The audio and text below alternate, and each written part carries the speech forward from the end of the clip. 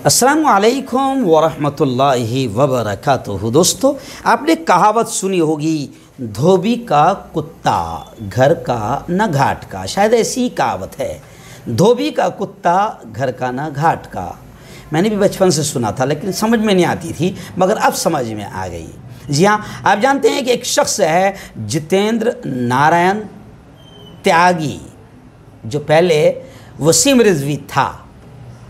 जितेंद्र त्यागी पर ये कहावत पूरी एकदम ओरिजिनल 100% नहीं 200% फिट हो गई है, धोबी का कुत्ता घर का ना घाट का। जी हाँ, वसीम रिजवी ने अब खुद कहा है कि मेरा जी चाहता है कि मैं आत्महत्या कर लूँ, मेरा जी चाहता है कि मैं खुदकुशी कर लूँ।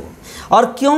उन्होंने अपना दर्द भी बयान किया। आपको मालूम होगा कि इस खबीस ने, इस मरदूद ने कुरान मुक़द्दस के ताल्लुक़ से गलत बात की थी, नबी के ताल्लुक़ से, इस्लाम के ताल्लुक़ से गलत बात की थी, कुरान को बदलने चला था, लेकिन अल्लाह ने कहा कि खबीस मैं तुझे ही बदल देता हूँ। आखिर वसीम से हो गए जनाब जितेंद्र नारायण त्यागी, तो ना इधर के रहे ना उधर के रहे। और अब जितेंद्र नारायण त्यागी जी इतने परेशान हो गए कि जितेंद्र नारायण त्यागी जी का यानी वसीम साहब का बयान आया है कि मेरा दिल चाहता है मैं आत्महत्या कर लूं। और दर्द भरे लहजे में कहते हैं कि मैंने सनातन धर्म तो अपनाया, मगर मुझे प्यार नहीं मिला। जी हाँ, मुझे प्यार नहीं मिला। और ख़ुद कहते हैं कि मैं अपना धर्म छोड़कर सनातन धर्म मैंने अपनाया, मगर मुझे प्यार नहीं मिला, जैसा किसी रिश्तेदार के घर वापसी पर होता है।